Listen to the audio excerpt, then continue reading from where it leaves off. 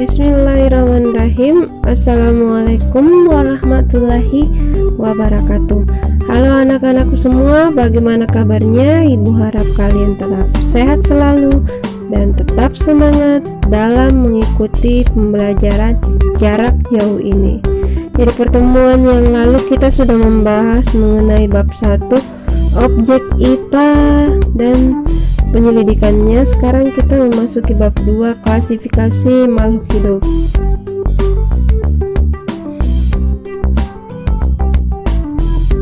Adapun tujuan pembelajarannya yang pertama yaitu siswa dapat menjelaskan mengenai ciri-ciri makhluk hidup. Yang kedua, siswa dapat memahami klasifikasi dikotom dan kunci determinasi.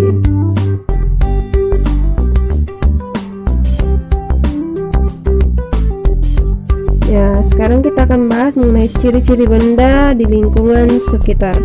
Di lingkungan sekitar terdapat banyak sekali benda, seperti mobil, motor, sepeda, sepatu, pensil, udara, papan tulis merupakan bentuk benda. Jadi, setiap jenis benda mempunyai sifat atau ciri yang membedakannya dari jenis benda lainnya. Jadi, benda-benda di sekitar dapat dikenal karena mempunyai ciri-ciri. Ciri-ciri benda adalah yang pertama, bentuk benda berbeda-beda, seperti yang tadi dibahas. Kemudian ukuran benda berbeda-beda. Yang ketiga, warna benda berbeda-beda. Yang keempat, keadaan permukaan benda berbeda-beda. Yang kelima, bahan penyusun benda berbeda-beda. Misalnya seperti sebuah mobil terdiri atas beberapa benda lain seperti ban, kaca, dan baja. Kemudian kita akan membahas mengenai cara mengklasifikasi makhluk hidup. Ya, manusia, hewan, dan tumbuhan merupakan kelompok makhluk hidup. Makhluk hidup dan benda tak hidup atau benda mati dibedakan dengan adanya ciri-ciri kehidupan. Makhluk hidup menunjukkan adanya ciri-ciri kehidupan antara lain seperti yang pertama yaitu A. Bernafas. Jadi semua makhluk hidup memerlukan udara untuk bernafas. Contohnya manusia dan hewan memerlukan oksigen untuk menghirup udara, kemudian mengeluarkan karbon dioksida. Kemudian ciri yang ke B, memerlukan makanan dan minuman sebagai sumber tenaga pada makhluk hidup. Dan C, bergerak. Jadi manusia bergerak dengan cara berlari, berjalan, melompat. Kemudian D, tumbuh dan berkembang. Jadi manusia semakin tumbuh berkembang dengan cara misalnya dia semakin tinggi, semakin besar. Kemudian ciri yang ke E, berkembang biak atau reproduksi.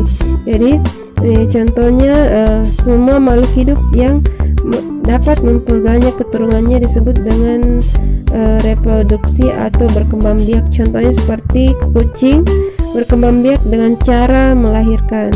Kemudian ciri yang ke F, peka terhadap rangsangan. Contohnya seperti bunga tumbuhan putri malu.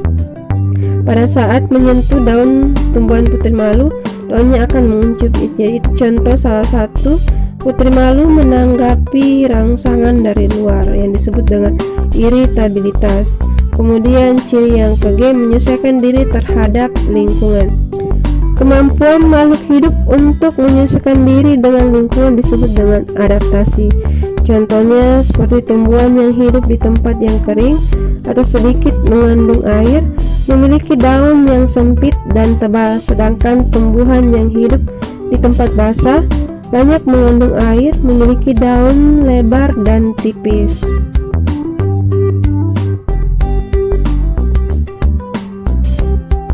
Ya, kita masih membahas pengklasifikasian makhluk hidup.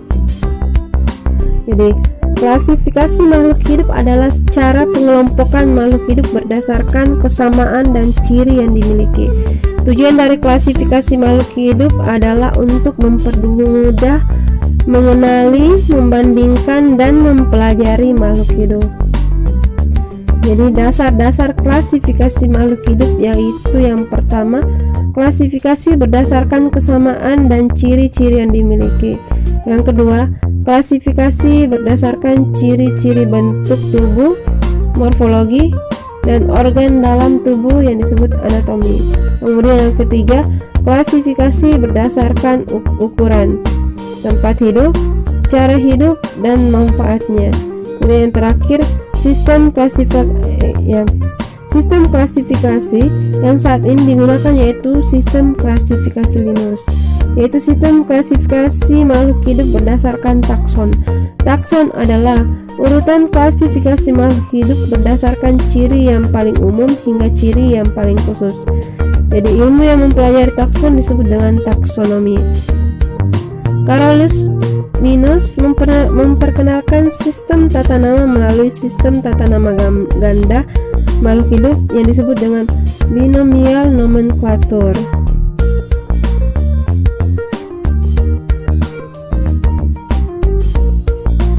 Jadi sekarang kita memasuki urutan takson pada makhluk hidup. Jadi perhatikan urutan takson pada tumbuhan dan hewan. Terdapat kingdom, pada tumbuhan terdapat kingdom yang disebut dengan dunia tumbuhan, divisi yaitu kelompok besar, kelas disebut kelas, kemudian ordo disebut bangsa, family disebut dengan suku, genus disebut marga, kemudian species disebut dengan jenis. Kemudian urutan takson pada hewan, kingdom disebut dengan dunia hewan, ada phylum itu yaitu kelompok besar, kelas, ordo, family, genus, dan species. Jadi yang membedakan antara urutan takson tumbuhan dan hewan adanya yaitu dari kelompok besar. Pada tumbuhan kelompok besarnya disebut dengan divisi, kemudian pada hewan kelompok besarnya disebut dengan phylum. Jadi semakin ke bawah persamaan ciri semakin banyak. Contohnya semakin dari kingdom turun ke species, persamaan cirinya semakin banyak tetapi jumlah anggotanya semakin sedikit. Sedangkan pada urutan kingdom jumlah anggotanya itu banyak tetapi persamaan cirinya semakin sedikit.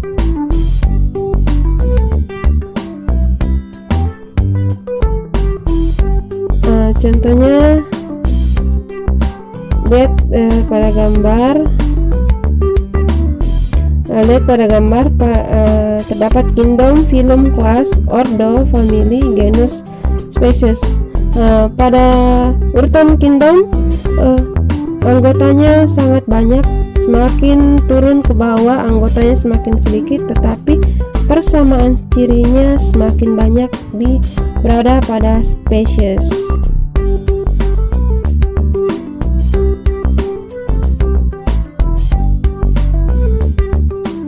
Sekarang kita membahas kriteria klasifikasi pada tumbuhan. Yang pertama itu berdasarkan organ reproduksinya. Jadi menggunakan spora atau bunga. Jadi organ reproduksinya menggunakan spora atau bunga. Kemudian berdasarkan habitatnya, termasuk perdu, semak atau pohon. Kemudian berdasarkan bentuk dan ukuran daun seperti melengkung, menjari, sejajar atau menyirip. Kemudian berdasarkan cara berkembang biak seperti dengan seksual, generatif atau aseksual dengan vegetatif atau vegetatif.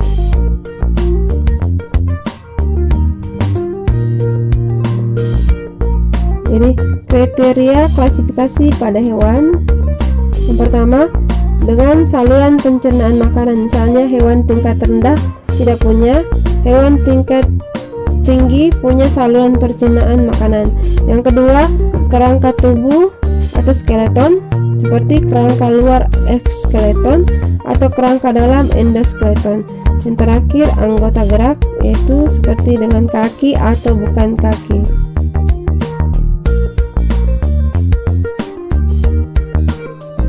Nah, sekarang kita akan membahas mengenai kunci determinasi. Kunci determinasi adalah keterangan tentang ciri-ciri makhluk hidup yang disusun berdasarkan ciri umum hingga ciri khusus untuk menemukan jenis atau spesies dari makhluk hidup. Kunci determinasi yang sederhana disebut dengan kunci dikotom, yaitu keterangan yang disusun berpasangan dan menunjukkan ciri yang berlawanan. Cara membuat kunci determinasi: yang pertama, baca kunci dikotom dengan teliti. Yang kedua, cocokkan ciri-ciri tumbuhan yang diamati dengan ciri-ciri pada kunci dikotom. Yang ketiga, apabila ciri-ciri tumbuhan yang diamati dengan ciri-ciri pada kunci dikotom sudah sesuai, maka catatlah nomor dan lanjutkan membaca nomor berikutnya. Yang keempat, buatlah daftar kunci determinasi sesuai dengan kunci dikotom.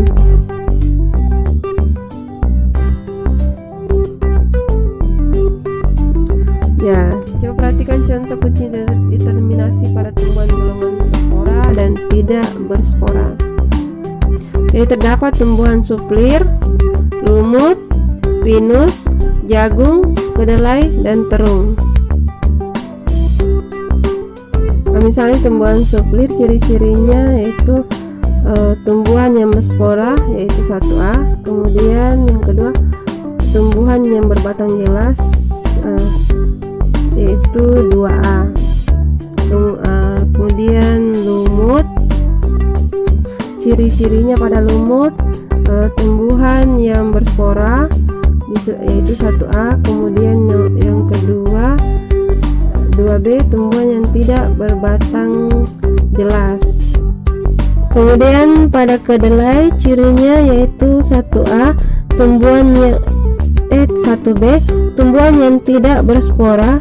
Kemudian 3A, berbiji tertutup.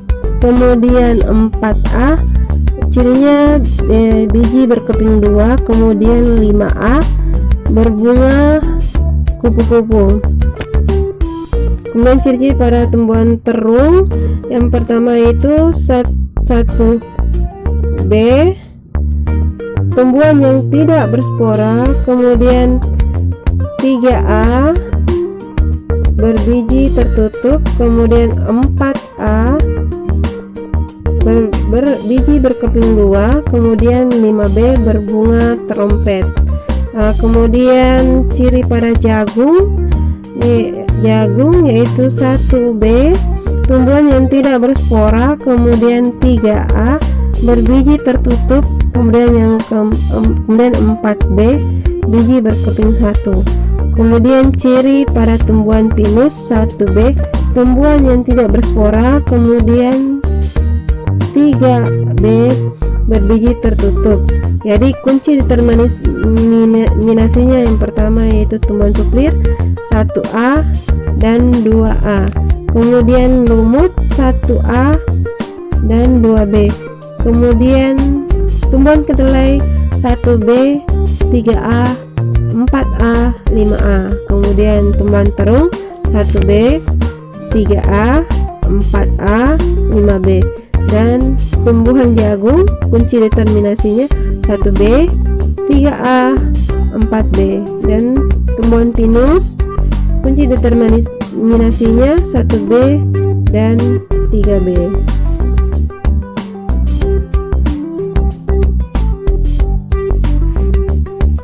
Ya, sekian dari pembahasan Ibu Guru. Semoga bisa bermanfaat untuk kalian semua. Semoga kalian tetap semangat dan tetap jaga kesehatan. Dan terus rajin belajar, jangan malas mengikuti pembelajaran daring ini.